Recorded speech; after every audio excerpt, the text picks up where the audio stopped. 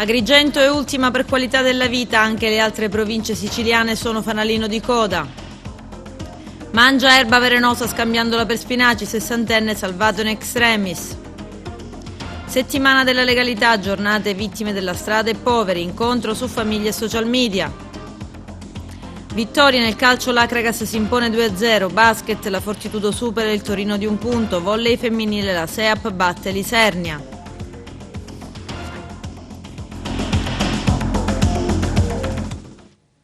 Bentrovati gentili telespettatori al nostro appuntamento con l'informazione. Italia Oggi e Università La Sapienza di Roma, in collaborazione con Cattolica Assicurazioni, hanno pubblicato il 21° report annuale sulla qualità della vita in Italia nelle 107 province. Agrigento è ultima. Margherita Trupiano.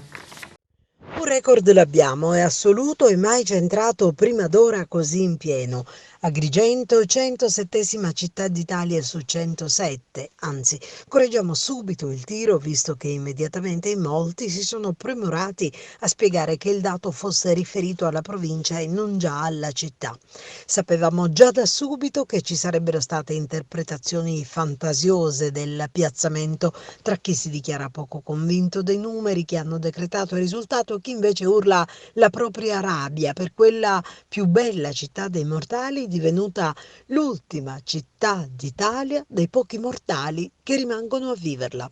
Il sindaco Firetto prova a spiegare che ha delle riserve e richiama le 44 posizioni che Agrigento ha guadagnato nella classifica del Sole 24 Ore che analizza la sola città.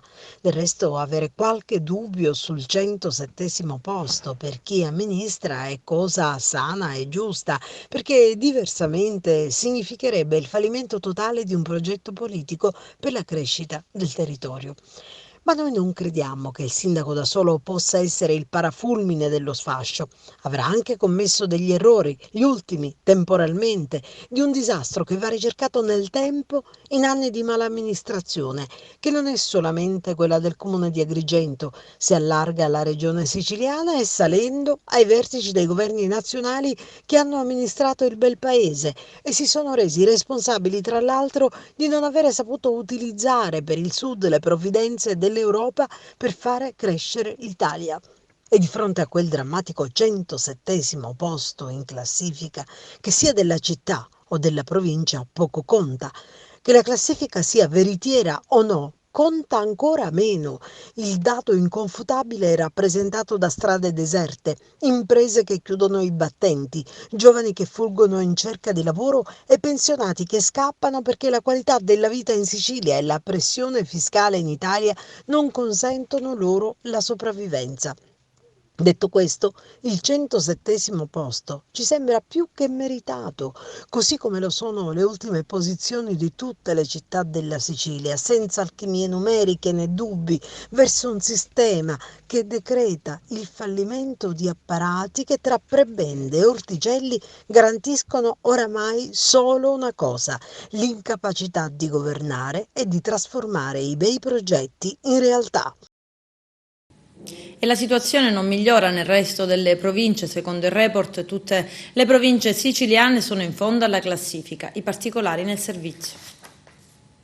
Un dato è certo, in Sicilia si vive male, anzi malissimo, e la situazione non migliora. Tutte le città siciliane sono in fondo alla classifica per qualità di vita e servizi. Su 107 province prese in esame, la migliore siciliana è al 93° posto ed è siciliana anche la provincia che chiude la graduatoria. E quanto emerge nella classifica annuale di Italia Oggi e Università La Sapienza, in collaborazione con Cattolica Assicurazioni, giunta alla sua 21ª edizione. Secondo questa classifica, infatti, è Trento la città italiana che sale sul podio per la qualità di vita. Nel 2019 la provincia autonoma al primo posto per gli affari e il lavoro, l'ambiente, l'istruzione, il tempo libero e il turismo.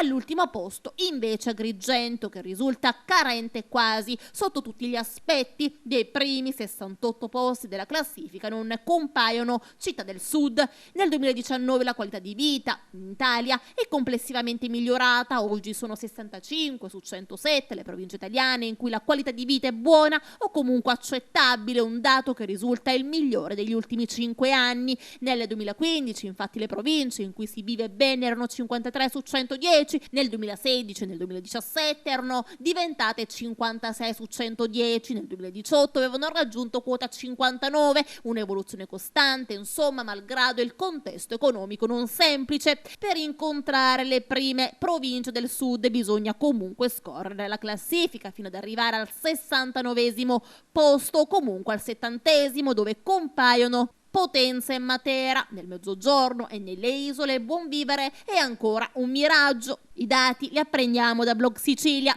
Al contrario, nel nord-est, in ben 22 province su 22, la qualità della vita è comunque accettabile. Nell'Italia centrale si registra invece una situazione stabile, in 14 su 22 la qualità della vita nel 2019 pare essere buona. Per quanto riguarda la Sicilia la situazione appare drammatica. La prima provincia siciliana per qualità della vita risulta essere Ragusa e si trova solo al 93esimo posto, seguita da Messina al 95esimo, Palermo è addirittura al 90esimo posto, seguita da Enna al 99esimo e da Siracusa e Trapani che occupano le posizioni di 100 e 101esime. Caltanissetta sta al posto 103esima e Catania al 104. Chiude la classifica italiana purtroppo Agrigento.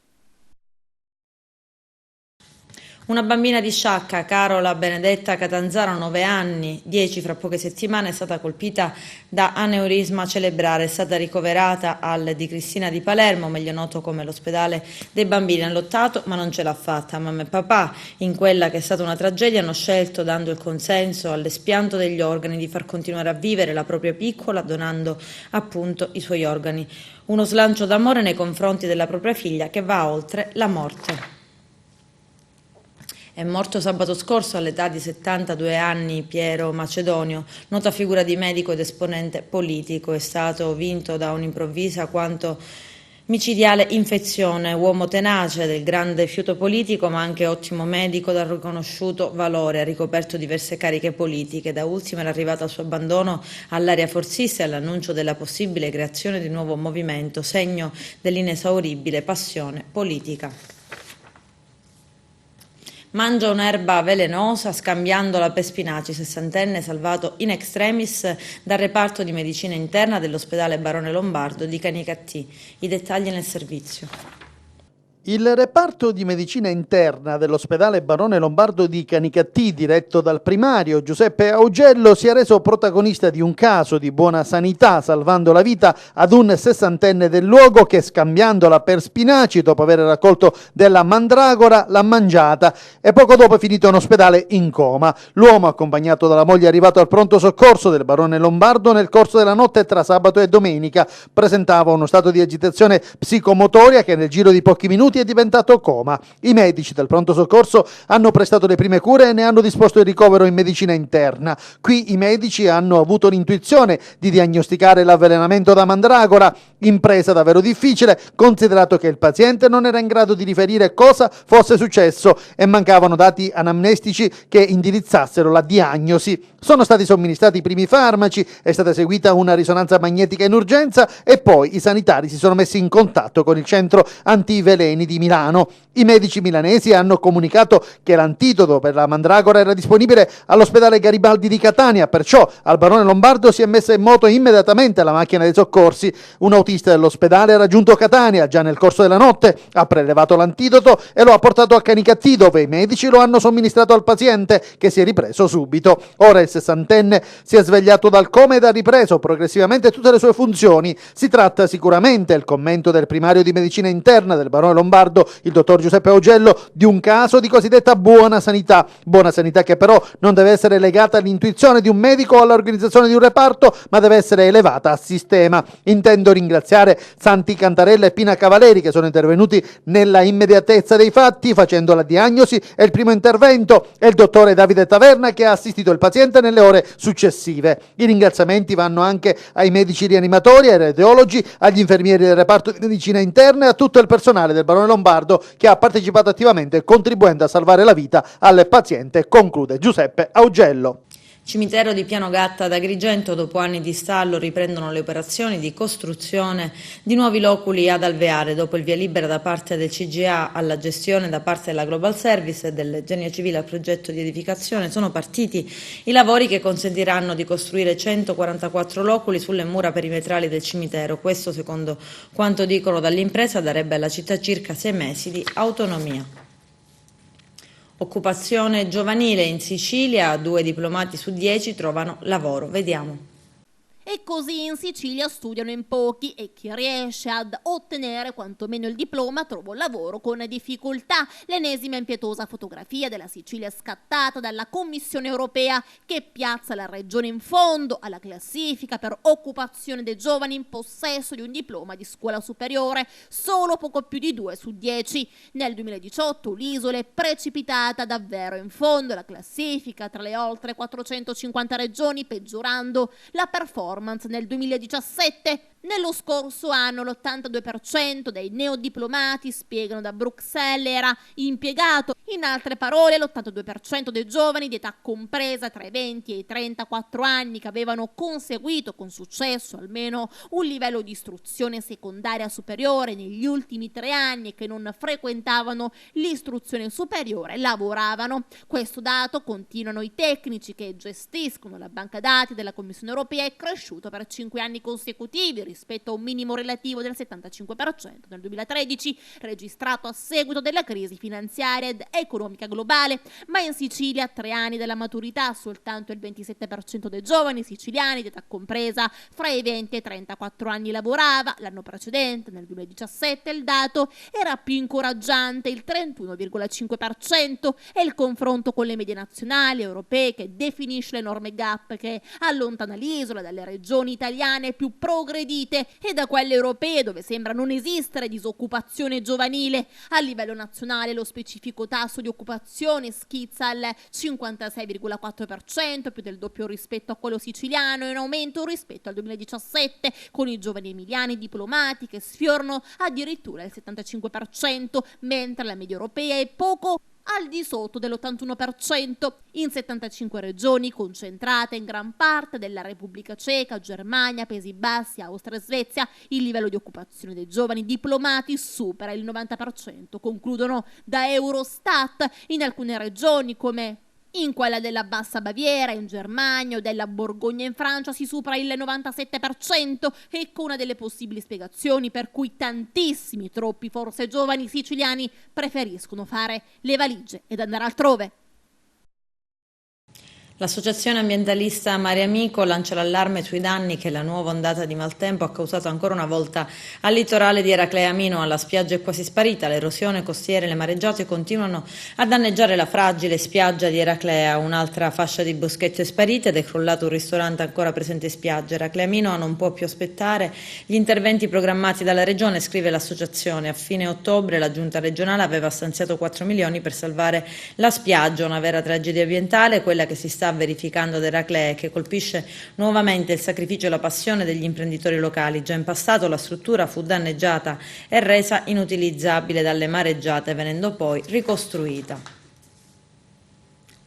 Alessandro Mazzara è stato nominato direttore generale facente funzioni dell'azienda sanitaria provinciale di Agrigento. A farlo con la sua ultima delibera è stato l'uscente Giorgio Giulio Santonocito. Da oggi Santonocito assume la dirigenza dell'AS Tivoli di Roma e al suo posto verrà dunque messo Mazzara. Se invece non ci fosse stato questo suo atto, il dirigente facente funzioni sarebbe stato automaticamente il più anziano, quindi il direttore sanitario Gaetano Mancuso. Pare che la scelta di nominare Mazzara sia stata dettata da esigenze puramente tecniche, visto che in questo periodo per l'ASP sono più le problematiche di natura amministrativa che sanitaria. Mazzara sarà direttore generale facente funzioni fino a quando la Regione Sicilia non nominerà un nuovo direttore generale, oppure fino a quando verrà designato un commissario. Adesso ci fermiamo per la prima pausa pubblicitaria, tra poco. Anche ad Agrigento si è celebrata la giornata nazionale in memoria delle vittime della strada che dal 2017 si svolge ogni terza domenica del mese di novembre. Su iniziativa della locale sezione dell'Associazione Italiana Familiari Vittime della Strada, i motociclisti che hanno dato vita al raduno degli angeli si sono dati appuntamento nella chiesa di San Giorgio del Viale Cavalieri Magazzeni, un momento di commemorazione ma anche di riflessione sulla corretta condotta di guide strade e sullo stato di degrado in cui versa il tessuto viario del territorio. Il nostro direttore Arturo Cantella. Si è svolto ieri domenica il primo motoraduno degli angeli in memoria delle vittime della strada, giornata istituita dall'ONU in loro ricordo per non dimenticare quanto hanno perso la vita negli incidenti stradali. L'evento ha visto la partenza di un centinaio di motociclisti agrigentini partiti dal piazzale Ugo La Malfa e con un percorso che ha toccato i punti in cui si sono verificati incidenti mortali. Quindi l'arrivo a chiesa in piano San Gregorio con la celebrazione di una Santa Messa e la benedizione dei caschi della moto. Durante la cerimonia sono state ricordate anche le vittime di incidenti stradali, tra questi Salvatore Bartolomeo, Sofia Tedesco, Giuseppe Di Stefano e Valentina Benenati. Diciamo che nonostante il tempo sia stato quello che è, però è stato abbastanza clemente alla fine perché il motoraduno è partito ugualmente, i rappresentanti dei diversi gruppi sono stati molto partecipi e hanno fatto il giro, diciamo, che ora lascio dire qua al coadiutore dei gruppi, e adesso faremo la messa che ricorderemo appunto le vittime della strada sotto questo aspetto. Con un po' di difficoltà e con gli amici, con varie telefonate, siamo riusciti a raggruppare un po' di ragazzi che vengono di Ragusa, di Caltanissetta, di Canicattì, di Cattolica Eraclea, gli agrigentini con le Vespe, che sono stati fantastici per le staffette e per bloccare il traffico. Ringrazio tutti. Perché avete deciso di sostenere questa iniziativa? Perché ci sono i nostri amici sulla strada, perché sono caduti nella strada, quindi chi di noi non ha perso un amico, un fratello, un cugino, un parente, quindi ricordarli è sempre bello ricordare, ragazzi. Ecco, un appello magari ai tanti giovani che magari insomma si dimenticano di queste stragi. Sì, purtroppo i ragazzi a volte dimenticano di quello che succede in giro, ma non solo i ragazzi, anche gli automobilisti dovrebbero stare un po' più attenti e guardare un po' più avanti di quello che succede sotto gli occhi, non usare il cellulare, non usare altri tipi di cose perché praticamente ci distraggono e quindi ci fanno fare delle brutte cose. Bartolomeo, lei anche qui insomma come testimonianza proprio personale, anche perché lei ha perso un figlio. Sì, l'ho perso un figlio 3 anni fa, vittima della strada, e vogliamo che l'associazione familiari vittime della strada sia e cresca sempre di più affinché la gente si responsabilizzi alla guida di qualunque mezzo, affinché abbia meno distrazione, perché perdere un figlio è la cosa peggiore che possa esistere a una famiglia, ti distrugge completamente, e affinché queste cose non devono più succedere, noi facciamo un appello a tutte le persone che sono al volante di qualsiasi mezzo: stiamo con la testa sulle spalle. Oggi è proprio la giornata mondiale dell'ONU che ricorda le vittime della strada.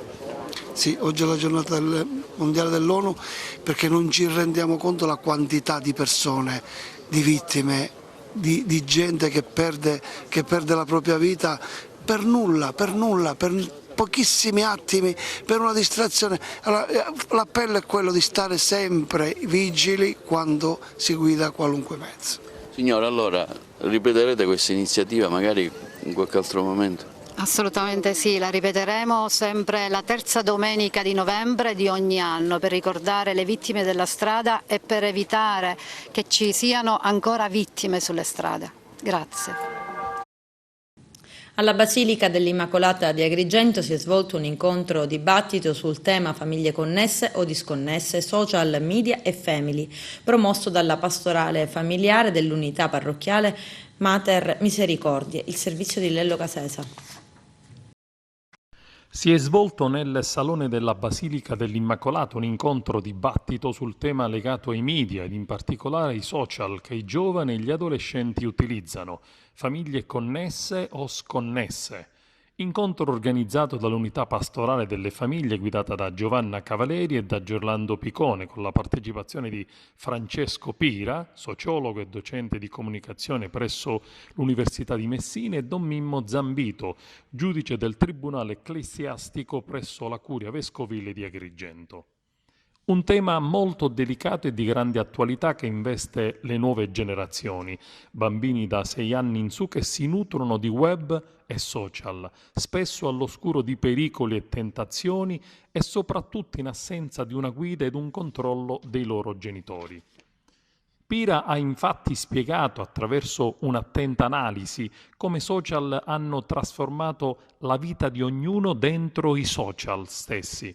Le famiglie discutono ormai su WhatsApp delle cose più serie o dei problemi di coppia o dei figli. I genitori devono recuperare il ruolo di guida attraverso il dialogo con i loro figli, non virtuale, ma soprattutto seguendo le emozioni ed i sentimenti che a causa delle nuove e moderne tecnologie hanno smarrito. Don Mimmo Zambito ha invece sviluppato il significato del Vangelo legato alla famiglia e ai valori che la stessa e che la famiglia deve svolgere, pilastro di indirizzo e di principi. Numerose le domande poste ai relatori da parte delle famiglie sottoposte in precedenza ad un questionario, i cui risultati sono stati illustrati dal sociologo. È stata una manifestazione bellissima, un momento di confronto interessante tra genitori e il mondo della rete, un mondo che è quello che vivono costantemente i ragazzi, gli adolescenti, i preadolescenti, e il fatto che la Chiesa, la parrocchia dell'Immacolata, il gruppo di famiglie che fanno capo a questa parrocchia si siano fatti carico di ragionare insieme sull'educazione dei figli, su come i figli utilizzano le tecnologie, è sicuramente un passo avanti per recuperare molti dei appelli lanciati da Papa Francesco, che vuole una famiglia che viva anche in questo modo la cristianità.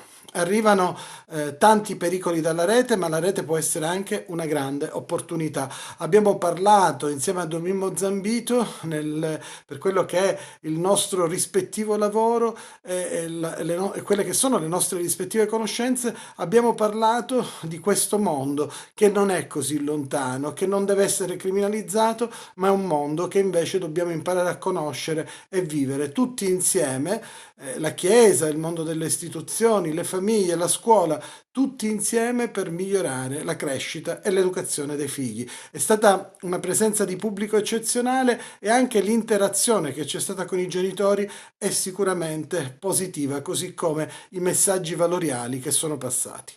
Un bel raduno di famiglie che, in ascolto delle questioni di una lettura sociologica del fenomeno della comunicazione moderna e della vita familiare e coniugale, hanno avuto un'opportunità di confronto, di arricchimento, di interrogativo e anche di riscoperta della capacità di essere i genitori stessi, gli adulti, la prima risorsa per l'educazione dei figli, non solo all'uso dei social, dei media e di ogni altra forma di comunicazione sul web, ma soprattutto all'affettività e alle emozioni più profonde. E di questo ringraziamo la parrocchia Immacolata con il suo parroco Padre Veneziano e con la coppia Gerlando Picone e con la sua sposa Giovanna Cavaleri. Settimana della legalità organizzata dall'Istituto Comprensivo Agrigento Centro. Si tratta di 6 giorni tra eventi, dibattiti, cineforum e incontri con magistrati, esponenti delle forze dell'ordine, personalità delle istituzioni, giornalisti e coloro in genere che sono in prima linea nel contrastare e denunciare i fenomeni dell'illegalità. Oggi al Plesso Garibaldi si ricorda il maresciallo Giuliano Guazzelli. Vediamo. Una settimana dedicata alla legalità da parte dell'Istituto Comprensivo Lauricella. Oggi la prima iniziativa qui presso il Plesso Garibaldi, un'iniziativa abbastanza articolata che vedrà, diciamo, anche il coinvolgimento di tante personalità. Oggi è stata la volta del comandante dei Carabinieri che avete consegnato la pietra d'inciampo. è una settimana che ruota attorno ai temi chiaramente inerenti alla legalità, alla convivenza civile, alla democrazia. L'idea è nata per ricordare i 30 anni della nascita della Convenzione dei diritti dell'infanzia che ricade il 20 novembre, ma immediatamente la voglia di fare delle attività in tal senso con i ragazzi sono state tante che ci siamo resi conto che un giorno non sarebbe bastato e allora abbiamo deciso di estendere il tema a tutta la settimana. Ci rendiamo conto che c'è ancora tanto da lavorare all'interno delle scuole, con tutte le istituzioni, con tutte le associazioni operanti sul territorio, perché veramente il principio, il valore della legalità diventi un costrutto mentale importante, a partire dai più piccoli. Momento importante questo della legalità, parlare con gli studenti, diciamo, nelle scuole. È un momento importante e anche difficile, bisogna riuscire a parlare ai bambini. I nostri relatori stamattina ci sono riusciti, io sono venuto e assistito volentieri, mi pongo il problema perché faccio un altro mestiere. Bisogna trovare la maniera giusta per far capire a questa età, a questi bimbi, concetti anche importanti e difficili come questo. Complimenti alla scuola che l'ha organizzata. Si sta proiettando qui al Plesso Garibaldi un trailer relativamente a un film che tu hai fatto sul giudice Livatino. Ecco, momenti come questi quanto sono importanti e brevemente perché diciamo, hai realizzato questo trailer, questo documentario? Come dico sempre, io sono un prodotto di queste iniziative, perché proprio quando ero tra quei ragazzi, tra quei banchi di scuola e andavamo ad ascoltare questi relatori in questi numerosi convegni scolastici, restava sempre qualche cosa dentro che come dire, poi ti spingeva e ti motivava anche a documentarti, a fare sempre di più. Questo documentario nasce da una promessa fatta al papà di Rosario Livatino e in un momento anche nell'ambito di un'iniziativa scolastica in cui mi rendevo conto di non essere veramente utile.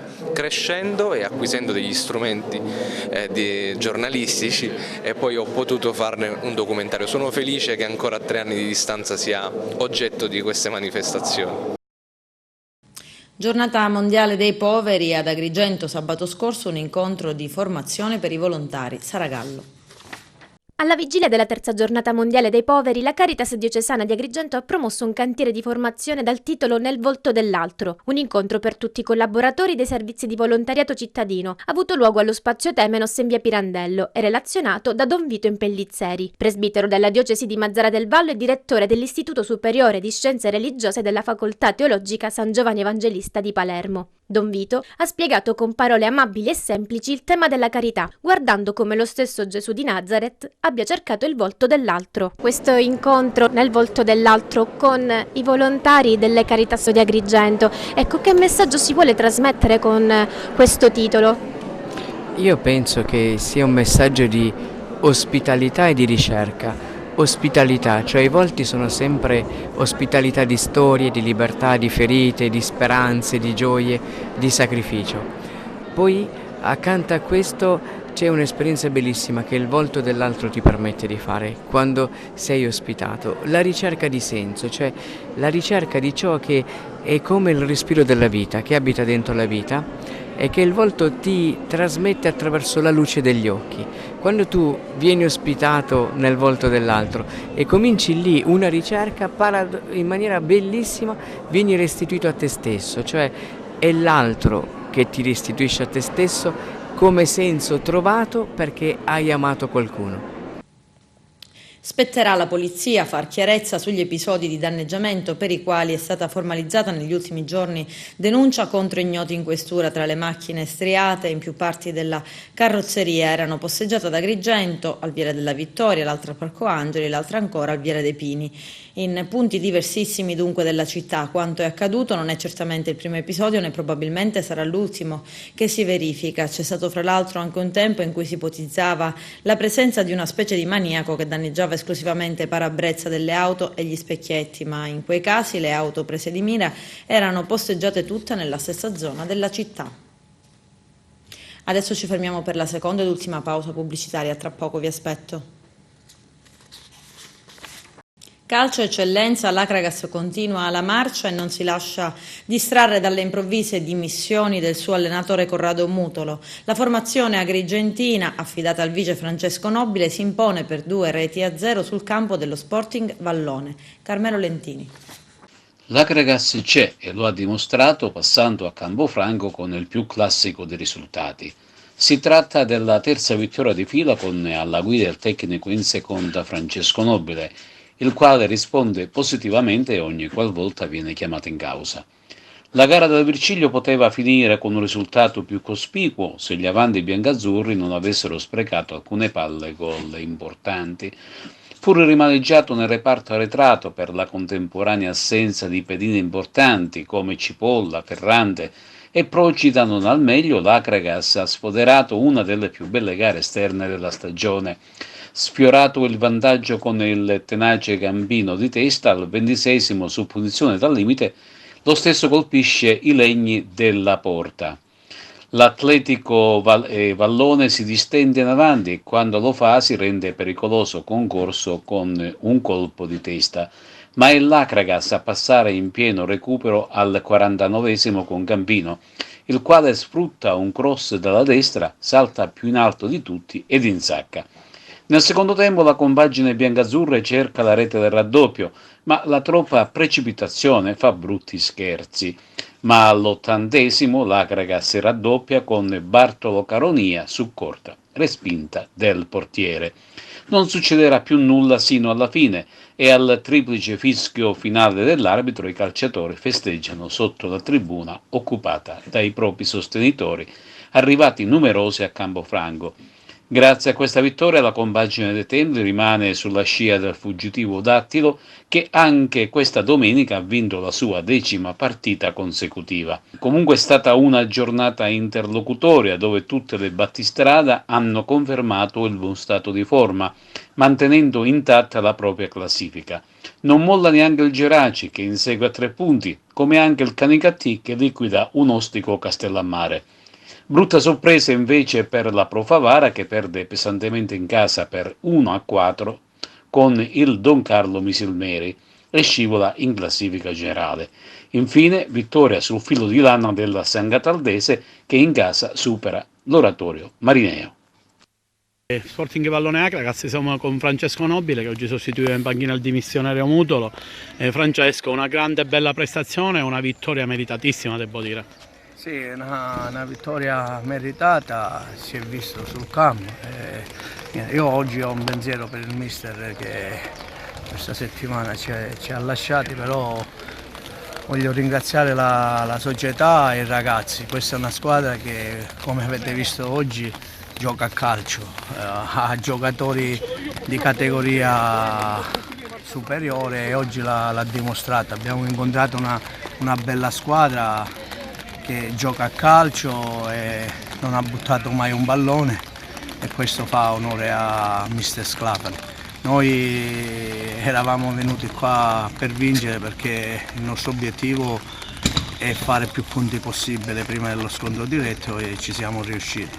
Voglio ringraziare anche questo magnifico pubblico e tutti quelli che mi hanno dato fiducia, da Ernesto Rossello a presidente e ai 2 vicepresidenti. Cosa potrà succedere da ora in poi? Chiaramente l'Acragas dovrà prendere un allenatore, tu sarai sempre al suo fianco indubbiamente perché conosci bene l'ambiente, conosci tutto, i tifosi ti vogliono bene. Cosa potrà succedere questa settimana? Penso che l'Acragas comunque prenderà un allenatore.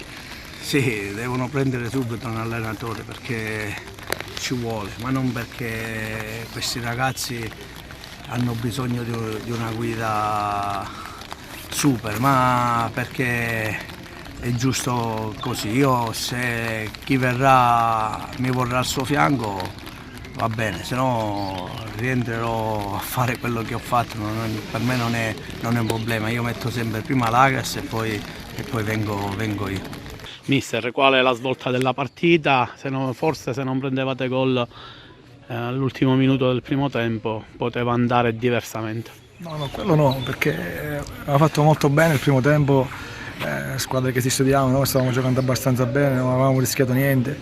Il gol del primo tempo potrebbe tagliarti le gambe, ma è relativo. Dà rabbia, mi fa impazzire, mi fa diventare non posso dire il termine, quando commetti errori stupidi, banali, perché tu, ripeto, come ho detto poco fa ai vostri colleghi, puoi preparare bene la partita tatticamente, devi cercare di leggerla bene, ma dentro il campo ci vanno i giocatori devono avere un atteggiamento. Non ho mai attaccato i miei giocatori, non lo farò mai, però è un segnale importante, bisogna darlo. L'atteggiamento va tenuto in campo dall'inizio alla fine. Certi errori per superficialità, per egoismo non si possono commettere, perché per secondo gol prendi un gol su un'uscita facile dove hai 2-3 appoggi e sai benissimo che contro gente del genere non puoi sbagliare, prendi il secondo gol, quello sì che ti taglia le gambe. Poi abbiamo provato a raddrizzare la gara, però ripeto, per me la sconfitta è meritata, e quindi meritata da parte della vittoria dell'Agas. Una ragazza forse più determinata rispetto a voi, con più fame di vittoria, lo possiamo dire a questo punto? Sì, bravo, hai detto bene. Una ragazza che ha sfruttato le occasioni, ha preso pure qualche palo. Noi abbiamo calciato, mi importa, però ripeto, ecco, la cattiveria, hai detto bene tu, la cattiveria agonistica, la voglia di vincere la partita probabilmente da parte dell'Agas è prevalsa, e quindi è giusto che hanno vinto. Ancora calcio e risultati di promozione prima e seconda categoria. C'è il servizio. In promozione non riesce il colpaccio all'Empedoclina contro l'ultima della classe. La doppietta di Abate e la rete di Donato non sono bastate e si deve accontentare di un punto sul campo del Villabate. Clamorosa sconfitta a suon di reti dell'Albatros e l'Ercara, che becca 4 reti sul campo della Mazzarese e perde il primo posto, occupato adesso da ben 3 squadre, e tra queste c'è anche il Casteltermini. Vittoria esterna dell'Unitas Sciacca a Partinico con reti di Priolo e doppietta di Galluzzo. Seconda vittoria di fila invece per la Gattopardo, che si aggiudica il derby esterno con il Camarat e risale la china.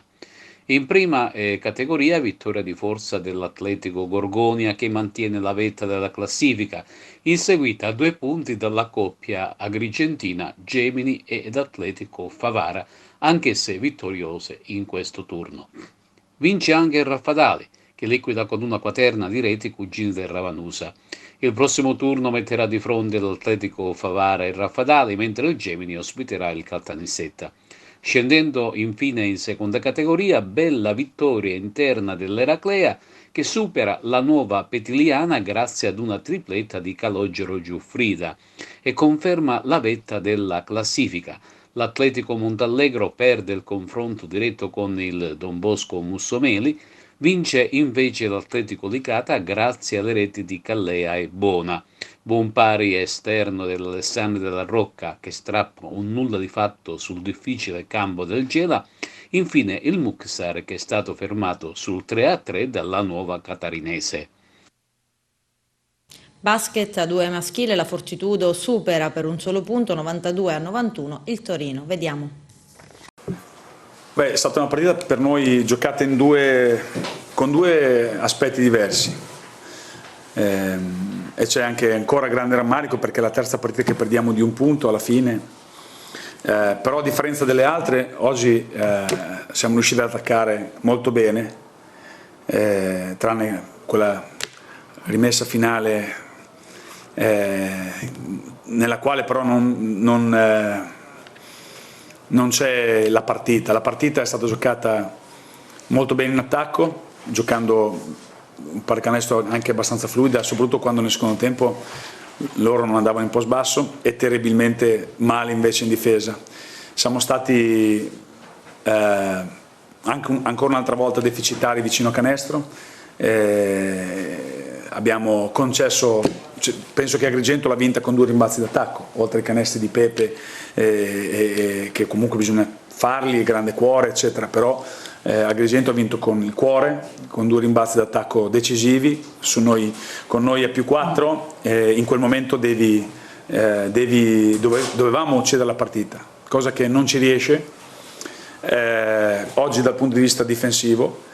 Ritengo anche inoltre che questo aspetto è stato più volte ripetuto nella partita, quando siamo andati più di una volta +9, +8, avendo un'inerzia offensiva molto positiva, lasciando loro canestri anche abbastanza facili, mettiamo tra virgolette facili, perché ripeto, i canestri da 3 punti poi bisogna segnarli, senza avere la giusta determinazione in difesa, subendo troppo subendo troppo vicino a canestro. Isle ha preso 8 rimbalzi d'attacco, guardando molte volte la palla, come nella penultima azione con Chiara Stella che l'ha presa, come nell'ultima azione con Isli che l'ha presa, e quindi questo è il rammarico più grande. Dopo ho detto ai ragazzi, ovviamente siamo molto contenti, è inutile tergiversare su questo. Ho detto ai ragazzi 2 cose soprattutto. Innanzitutto che questa sera abbiamo fatto una grande vittoria, non una grande partita, è una cosa diversa, dobbiamo esserne consapevoli perché il nostro cammino deve continuare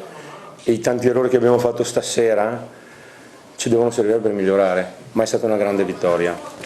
Un'altra cosa che gli ho detto, l'ultima, e poi li ho liberati, è che il nostro è un lavoro, perché oltre a un gioco, una cosa bellissima che facciamo, è un lavoro terribile, perché dopo questa grande vittoria, fra 4 giorni siamo in trasferta. Siamo in trasferta ed è la seconda vera trasferta, nel senso che abbiamo fatto la prima a Biella, la seconda è stata in Sicilia, a Capodorlando, quella di Treviglio non l'abbiamo giocata.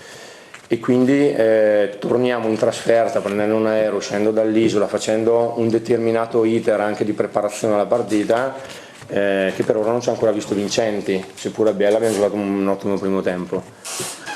E quindi dobbiamo sicuramente essere felici di quello che abbiamo fatto, prendere tutta l'energia nervosa e emotiva che ci può dare una vittoria come questa. Imparare dagli errori che abbiamo fatto soprattutto nel primo tempo, seppur per nervosismo, per aspettative, perché era una partita considerata importante, quindi i ragazzi non riuscivano a distendersi, a sciogliersi, e usarli per migliorare e preparare una partita che fra 4 giorni è lì, che ci aspetta. Quindi avremo domani, ci ritroveremo, guarderemo la partita insieme, faremo poco lavoro tecnico, ancora meno fisico. Martedì siamo in viaggio, mercoledì giochiamo questa partita, e senza parlare nemmeno che poi sabato ne avremo un'altra, perché è già troppo lontano. Abbiamo detto navighiamo a vista, proviamo a farlo. Con tutto questo io non sto scappando da quello che abbiamo fatto stasera, sto cercando di far capire a tutti che in una squadra come la nostra è veramente pericoloso soffermarsi su quello che si è fatto, sia in positivo come stasera che in negativo come può essere successo altre volte, anche se poche volte. E bisogna rimanere focalizzati sul nostro cammino, sul nostro percorso che è ancora lungo, ci sono tante cose da sistemare. È chiaro che è stata una bella vittoria, la dedico ai miei ragazzi tantissimo, sono molto molto felice per loro, alla mia società e a tutti i tifosi che stasera erano tanti, rumorosi, è stata veramente una bella festa. Volley femminile B1, la SEAP Dallicardillo Aragona supera in trasferta con il punteggio di 3-0 l'Europa 92 Isernia. È la quinta vittoria consecutiva per la squadra del presidente Nino Di Giacomo, che rimane saldamente in vetta al girone. Sentiamo. Quinta vittoria di fila, testa della classifica consolidata, un'altra bella vittoria per la SEAP Dallicardillo Aragona. Ne parliamo con Melissa Donà, il capitano. Sì, è una bella vittoria, soprattutto perché siamo state brave a reagire a dei momenti di difficoltà, soprattutto nel primo set, dove siamo andate punto a punto, ma anche sotto verso il finale del set. È stato importantissimo vincere quel primo set perché la classifica è un po' bugiarda, nel senso che questa squadra ha molti punti di differenza rispetto a noi, però esprime un'ottima pallavolo, quindi ci hanno messo davvero tanto in difficoltà, hanno preparato molto bene la partita, brave noi in questo campo che comunque è un campo tosto, sarà un campo tosto per tutti qui. Una gara non facile come potrebbe dire il punteggio, perché in realtà il primo set è sempre stato in bilico e loro hanno preso dei rischi importanti, credo anche giusti in alcune situazioni, e basta una palla in più, una palla in meno per svoltare quel primo set e a quel punto vai a capire come si mette la partita. Invece è andata bene, abbiamo avuto molta pazienza nella seconda parte del primo set, dopo aver fatto un numero di errori con palla in mano un po' troppo alti per i nostri standard, e quindi siamo andati in difficoltà. Il resto della gara invece è gestita abbastanza bene, abbiamo spinto sui tasti giusti e qualche aggiustamento a muro che ci ha aiutato nella tattica generale per come si sono incrociate le rotazioni, però credo di poter essere soddisfatto, credo che tutti dobbiamo essere soddisfatti di andare via da questo campo con 3 punti in tasca. Bene anche l'esordio di Facendola dall'inizio, al posto della Composto. Sì, insomma non è una cosa, Angela in realtà è molto giovane ma è una veterana della B1, per cui eravamo tutti abbastanza tranquilli relativamente al suo esordio. Ha fatto una bella prestazione con il 75% in attacco, quindi sono molto contento per lei, lo siamo, a dirla tutti quanti siamo contenti della sua prestazione e del fatto anche che abbia ritrovato il campo, perché quest'anno è la prima volta che succedeva, quindi bene così. Tutta la rosa è importante per noi e speriamo di integrare tutte il più possibile. Adesso la pausa forzata, non c'è Bari in campionato, dunque turno di riposo adesso per l'Aragona la prossima giornata. Sì, ne approfitteremo per fare qualche lavoro tecnico in più e un po' di richiamo fisico che male non fa in questo momento, a maggior ragione che insomma comincia a fare un po' fresco, per cui è bene temperarsi per l'inverno che attende. Saranno 2 settimane di preparazione alla prossima gara, che è quella di Arzano, sarà un'altra trasferta non tra le più semplici, il campo di Arzano non è certo tra i più comodi, sia per questioni logistiche che per valore dell'avversario e difficoltà del campo, quindi speriamo di prepararci a dovere. Con questo è tutto, termina qui l'edizione del telegiornale. Grazie per la gentile attenzione e per essere stati con noi. A presto.